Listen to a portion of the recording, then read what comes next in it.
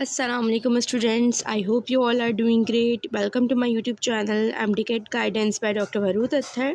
So I am Dr. Varut Atthar, third year medical student from Karachi Medical and Dental College. I'm here to help you on your journey to medical college, sharing guidance, tips, motivation, guidance to help you succeed and achieve your dream.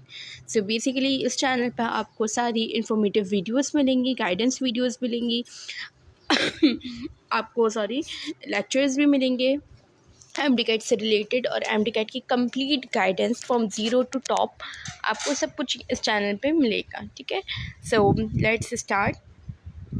Today we are going to discuss MDCAT 2025 biology complete syllabus. ठीक है, सबसे जो main हमारा question होता है वो MDCAT के लिहाज से सबसे पहले जब आप अपनी प्रिपरेशन स्टार्ट करते हो तो आपको उसका सिलेबस पता होना चाहिए कि व्हाट्स द सिलेबस, क्या कंटेंट है, क्या चीज़ आपने पढ़नी है और कितनी पढ़नी है। ठीक है, तो आज हम उसको डिस्कस करेंगे कि बायोलॉजी में आपका जो 2025 का सिलेबस पीएमडीसी ने इशू करा है उसमें क्या चैप्टर्स हैं, क्या कंटेंट है और क्या क्या चीज़ें आपने उसमें देखनी है। So you all are the future doctors. तो आप लोगों ने कॉन्फिडेंट रहना है अपनी पढ़ाई पर, अपने जो आप स्टडी कर रहे हो, आप जो एमडीकैट की प्रिपरेशन कर रहे हो उस चीज़ पर आपने कॉन्फिडेंट रहना है और साथ साथ अपने आप को भी मोटिवेट करते रहना है। सबसे पहले हम स्ट्रक्चर वेटेज की डिफ़िकल्टी लेवल की बात करें तो आपको स्ट्रक्चर पता है कि MCQs 200 MCQs होते हैं। ड्यूरेशन जो है वो 3.5 आवर्स का होता है। फॉर्मेट कैसा होता है, MCQs बेस होता है। मिनिमम पासिंग मार्क्स PMDC ने 65% रखे थे और डेंटल कॉलेज के लिए 55% रखे थे and there is no negative marking. Weightage पर आएँ तो आपको पता है बायोलॉजी की जो वेटेज है वो आपके पास 34% है। मीन्स के 200 में से 68 MCQs are from biology. Chemistry में इतने हैं, फिज़िक्स में भी इतने हैं 54, इंग्लिश में 18, लॉजिकल रीजनिंग है आर्ट 6। तो टोटल इस तरीके से आपके पास 200 MCQs बनते हैं। डिफ़िकल्टी लेवल की बात करें तो 20% MCQs ईजी होंगे, 60% MCQs मॉडरेट होंगे और 20% MCQs जो है आपके पास वो हार्ड होंगे। ठीक है, तो आपने अपने माइंड में इस डिफ़िकल्टी लेवल को रखते हुए आपने किसी भी टॉपिक को पढ़ना है। लाइक आप कोई भी एक टॉपिक अपना पढ़ रहे हैं तो आपने क्या करना है, उसका डिफ़िकल्टी लेवल सोचना है कि यार क्या इसमें से MCQs ईजी लेवल का क्या आ सकता है, इसमें से मॉडरेट लेवल का क्या आ सकता है और इसमें से हार्ड लेवल का क्या आ सकता है। ठीक है, सो आपने अपनी वेटेज को जहन में रखते हुए, आपने डिफ़िकल्टी लेवल को जहन में रखते हुए आपने अपनी प्रिपरेशन को स्टार्ट करना है। अब ये एक अलग से वीडियो है कि how to cover the syllabus in just 2 months और how to cover the syllabus in 1 month या how to make notes, how to cover biology. ये सारे जो आपको कंटेंट्स मिलेंगे आपको अलग अलग वीडियोस मिलेंगी। ठीक है, तो ये आपको मेरे चैनल पे आपको ये सारी चीज़ें मिल जाएंगी। लेकिन अभी जो हम बात करें, अभी हम सिर्फ किसकी बात करें, अभी हम सिलेबस की बात करें कि व्हाट इज़ द सिलेबस। तो सिलेबस पर आएँ तो आपको सबसे पहले नज़र आएगा कि एक कंटेंट लिस्ट PMDC ने आपको दी हुई है।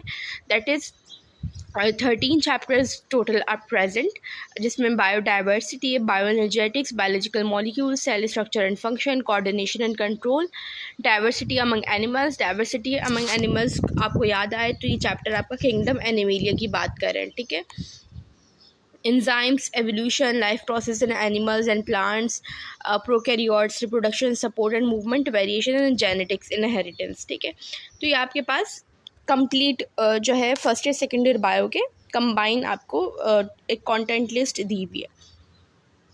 अब बच्चों क्या गलती करते हैं कि आप लोग कंटेंट लिस्ट देखकर और उसको पढ़ना स्टार्ट कर देते हो। सही है, आप ये नहीं देखते कि उस कंटेंट लिस्ट में भी मज़ीद उन्होंने क्या दिया हुआ है, उन्होंने उसको भी ड्राइव करा हुआ है, उसको भी बताया हुआ है डिटेल में कि ये टॉपिक आपने सब टॉपिक्स इसमें से करने, ये टॉपिक्स हैं और फिर ये आपके सब टॉपिक्स हैं, आपने ये कंप्लीट करने।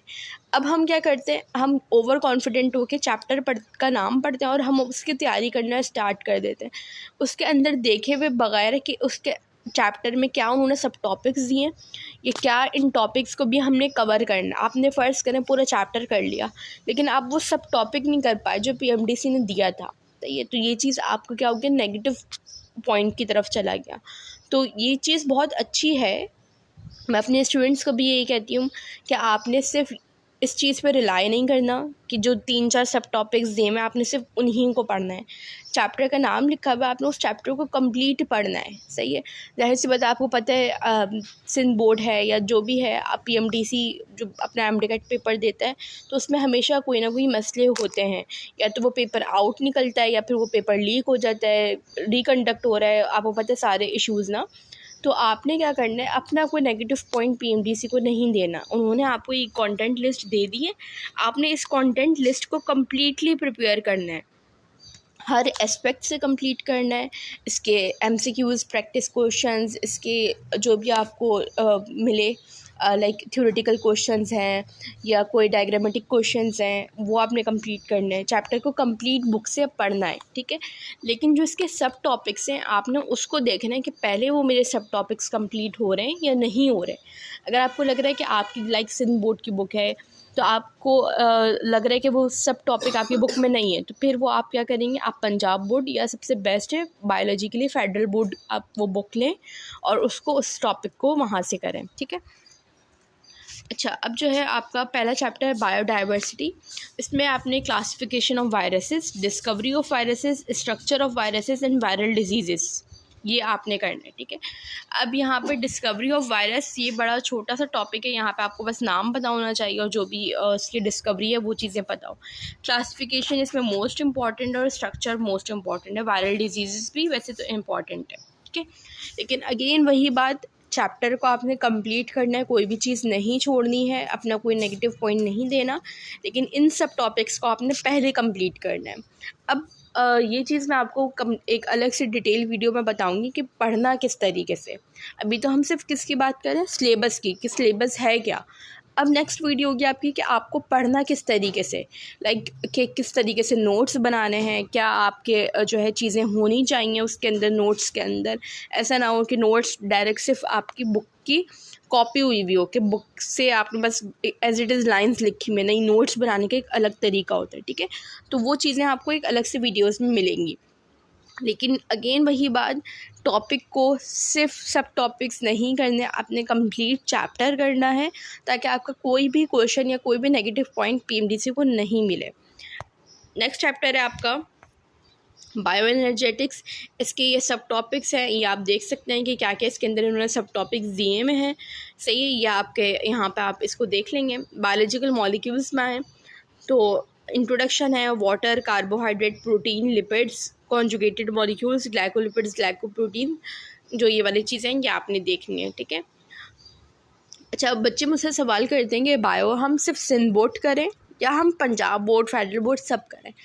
आपके लिए बेस्ट तरीका ये है कि आप किस बोर्ड से बिलोंग करते हैं, आप सिंध बोर्ड से बिलोंग करते हैं, आप अपनी बुक के ऊपर कमांड रखें, आपको अपनी बुक पूरी 100% आनी चाहिए।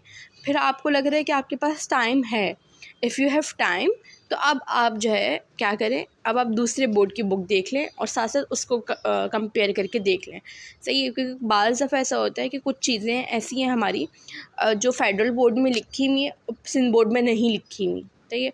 कुछ चीज़ें ऐसी हैं जो फेडरल बोर्ड में एक्स्ट्रा लिखी हुई हैं और उसमें क्या है कि आपकी कॉम्पोजिशंस हो गई या कोई परसेंटेज वैल्यूज़ हो गई, वो डिफरेंट है और सिंध बोर्ड में डिफरेंट लिखी हुई, तो बच्चे वहाँ पे कंफ्यूज हो जाते हैं कि हम किसको फॉलो करें।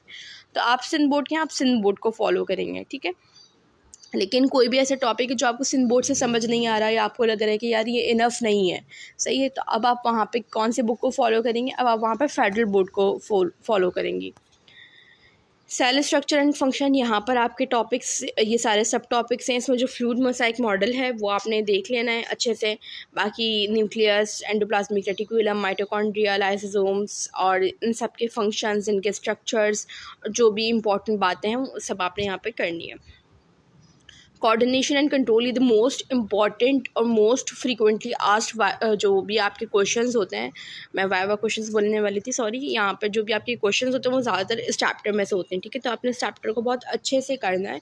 ये दिखने में तो बहुत लेंथी चैप्टर है, लेकिन जब आप इसको करते हैं, इसको नोट्स बनाते हैं, इसके अच्छे से इसको समझते हैं, तो आपके लिए बहुत आसान चैप्टर है ये, ठीक है। तो आपने इस चैप्टर को बहुत अच्छे से करना है क्योंकि MCQs इसमें से ज़्यादा आते हैं। डाइवर्सिटी अमंग एनिमल्स किंगडम एनीमिलिया, तो उसमें आपको किंगडम एनीमिलिया, फाइलिया, करैक्टरिस्टिक्स इनके जितनी भी हैं उन सबको आपने देखना है। एंजाइम्स में आए तो एंजाइम्स की इंट्रोडक्शन, करैक्टरिस्टिक्स क्या होती है एंजाइम्स की, मैकेनिज्म ऑफ एक्शन क्या होता है, रेट ऑफ एंजाइम एक्शन जो है वो किन फैक्टर्स के ऊपर डिपेंड करता है, और एंजाइम इनहिबिशन, ये सारे इसके सब टॉपिक्स है। एंजाइम वाला चैप्टर भी आपका अगेन इंपॉर्टेंट है। अच्छा, पीएमडीसी के अंदर या एमडीकेट के अंदर आप कभी भी किसी चैप्टर को निगलेक्ट नहीं कर सकते ये सोच कर कि ये चैप्टर इम्पॉर्टेंट है, सॉरी अनइम्पॉर्टेंट है, या चैप्टर बहुत छोटा है, सही है। वहाँ पर आपकी एक एक एमसीक्यूज़ की वैल्यू बहुत ज़्यादा बढ़ती होती है। आप वहाँ पर एक एमसीक्यू भी अगर छोड़ कर आ रहे हैं या आपकी एक एमसीक्यू भी गलत हो रहा है तो वो आपके एग्रीगेट के ऊपर, आपके रिज़ल्ट के ऊपर बहुत फ़र्क लाता है। तो आपने इन चीज़ों का ख्याल रखना है कि जो चीज़ें आपको बताई हैं आपने एटलीस्ट उनको कंप्लीट करना है। उसके अलावा फिर आप एक्स्ट्रा के चैप्टर्स करें वो आपके ऊपर डिपेंड करता है। एवोल्यूशन कॉन्सेप्ट्स क्या है इसका, inheritance of acquired characters, Darwinism, Darwin's theory, new Darwinism, evidence of evolution, ठीक है, ये सारे टॉपिक्स हैं। Life process in animals and plants के अंदर आपके ये सब टॉपिक्स हैं। रेस्पिरेटरी सिस्टम आपने सारे देखना, digestive system, immune system, lymphatic system. अच्छा, अब ये सिस्टम जो हैं इनको आपने किस तरीके से पढ़ना है इसकी भी मैं एक अलग से आपको वीडियो बनाऊंगी। यहाँ पर आपने क्या करना है कि सिस्टम्स को जब आप पढ़ें तो उनके पार्ट्स, जो भी ऑर्गन्स हैं, पार्ट्स हैं, उन सबको उनके साथ उनका फंक्शन आपने लिखना है कि इसमें ये चीज़ प्रेजेंट होती है, उसका ये फंक्शन होता है, ये एंजाइम प्रेजेंट होता है, वो एंजाइम ये फंक्शन करवाता है। लाइक जो कहते हैं ना मोटी मोटी चीज़ें होती हैं वो आपने एक जगह अलग अपनी लिखनी है, जो इंपॉर्टेंट पॉइंटर्स करके आपने अपने नोट्स बनाने। प्रोकैरियोट्स किंगडम मोनेरा, इसके अंदर आपके पास बैक्टीरिया जो है, बैक्टीरिया के सेलुलर स्ट्रक्चर है, शेप है, साइज़ है, importance and control of bacteria. Control of bacteria आपकी बुक में प्रिवेंशन के नाम से आई गेस होगा वहाँ पर टॉपिक। रिप्रोडक्शन आए तो ये आपका male reproductive system, female reproductive system, sexually transmitted disease, ये है, ठीक है। सपोर्टेड मूवमेंट पर आएँ तो ये भी आपका एक टॉपिक इंपॉर्टेंट है सेकेंड ईयर बायो में से, तो ये आपने अच्छे से देख लेना है। वेरिएशन एंड जेनेटिक्स, यहाँ पे आपके क्वेश्चंस आते हैं अच्छे खासे, ठीक है, क्योंकि ये टॉपिक थोड़ा ऐसा है कि बच्चे यहाँ पे कंफ्यूज होते हैं। अब आपको पता है ये एफएससी वाली कहानी तो है नहीं कि आप यहाँ पे लॉ ऑफ सेग्रीगेशन कंप्लीट याद करें और कंप्लीट लिख कर आ जाएं और आपको फुल मार्क्स मिल जाएं। यहाँ पर क्या है, आपको एक कॉन्सेप्चुअल क्वेश्चंस मिलेंगे अलील्स के, जेनेटिक्स के, जेनेटिक वेरिएशंस के। तो यहाँ पर आपने इस चैप्टर को बहुत कॉन्सेप्चुअली याद करना है, सॉरी याद नहीं करना, समझना है, ठीक है। ये चैप्टर आपको समझने वाला है। सो दैट्स इट, ये सारा आपके जो है कंटेंट थे, या आपका सब टॉपिक्स थे। आपने बहुत अच्छे से अपनी बायो की तैयारी को करना है and best of luck for future. आप लोगों को पता है कि आप लोग जो है जब अपनी एमडीकेट प्रिपरेशन स्टार्ट करें तो आपने उसको उसी हिसाब से लेकर चलना है फर्स्ट डे से कि आपने डॉक्टर बनना है, ठीक है। यहाँ पर आपके दिमाग में, आपके माइंड में ये चीज़ होनी चाहिए कि मैं अगर दिन में एक चैप्टर पढ़ रही हूँ तो वो चैप्टर मुझे इस तरीके से पढ़ना है ताकि इस चैप्टर में से जब कोई एमसीक्यूज़ आए या कोई चीज़ आए, क्वेश्चंस आएँ, तो वो आप 100% अपना वहाँ पर दें। क्यों दें? ज़ाहिर सी बात है आपने डॉक्टर बनना है। आपके दिमाग में, आपके माइंड में, आपके दिल में ये चीज़ें होनी चाहिए कि मैं जो भी चीज़ पढ़ रही हूँ मैं वो फुल डेडिकेशन से पढ़ रही हूँ, और आपने अपने आप को मोटिवेट करते रहना है। और मोटिवेशन के लिए आपके पास यही चीज़ें हैं कि आपने अपने आप को, मैं सबसे पहले एक चीज़ ये कहती हूँ कि मोटिवेट करने के लिए अपने आप को आपने अपने नाम के आगे डॉक्टर लगा लेना है फर्स्ट डे। आपके जो भी नोट्स हैं, आपके जो भी कॉपीज़ हैं, जहाँ पर भी आप अपने रजिस्टर्स हैं, जो भी बुक्स हैं, जो भी प्रैक्टिस क्वेश्चंस हैं, जहाँ पर भी आप कोई बुकलेट है, मतलब मैं कहूँगी कि जो भी चीज़ जिसके थ्रू आप जो है अपना पढ़ने बैठ रहे हो, आपकी स्टडी टेबल है, वहाँ पर सामने बड़ा बड़ा अपने नाम के आगे डॉक्टर लगा दो, ठीक है। वहाँ लोग आप पे हंसेंगे आके कि यार क्या ये एमडीकेट की प्रिपरेशन कर रहा है अभी तो, और अभी से इसने अपने नाम के आगे डॉक्टर लगा दिया। हंसने दो, लोगों की बातों की आपने परवाह नहीं करनी। जब आप एमडीकेट के फेस में आ गए ना तो वहाँ पर आपने समझे बेहिस हो जाना है। वहाँ पर आपने किसी की नहीं सुननी, वहाँ पे किसी को नहीं देखना कि लोग क्या कह रहे हैं क्या नहीं कह रहे हैं। वहाँ पर आपने सिर्फ अपने दिल की करनी है, ठीक है, क्योंकि आगे लाइफ में बहुत सारे ऐसे फेसेस आते रहते हैं जहाँ पर आपको ख़ुद की अपनी देखनी होती है, ख़ुद की चलानी होती है। ये नहीं कि आप लोगों की बातों में आके अपने डिसीजंस को जो है उनके हवाले कर दें, ठीक है। तो ये मेरी एक छोटी सी मोटिवेशन है इस वीडियो के लिए। मेरी कोशिश होगी कि मैं अपनी हर वीडियो में एक मोटिवेशन ऐड करूं ताकि आप लोग साथ साथ जो है मोटिवेट भी होते रहें एमडीकैट की प्रिपरेशन के लिए। तो मेरी एक ये छोटी सी और फर्स्ट वीडियो है, तो मेरी यही मोटिवेशन है कि अपने नाम के आगे डॉक्टर लगाएं। जब आपके नाम के आगे डॉक्टर होगा ना, लाइक डॉक्टर किन्ज़ा, डॉक्टर अली, जो भी आपका नाम है XYZ, तो आपको वो खुद एक कहते हैं ना प्राउड फील होगा कि यार हाँ, ये नाम जब मेरे साथ लग गया है ना, जब ये टाइटल मेरे साथ लग गया है, तो मैंने उसके लिए उतनी ही फिर मेहनत भी करनी है, सही है। फिर आप जब उस चीज़ को फ्रिक्वेंटली देखते रहोगे अपने नाम के आगे डॉक्टर उस टाइटल को देखते रहोगे, तो आपको क्या होगा, आप उस चीज़ के लिए उतनी ही लगन से, उतनी ही मेहनत से फिर उसके लिए अपनी डेडिकेशन शो भी करेंगे, ठीक है। So that's it for today. Thank you so much. अल्लाह हाफ़िज़।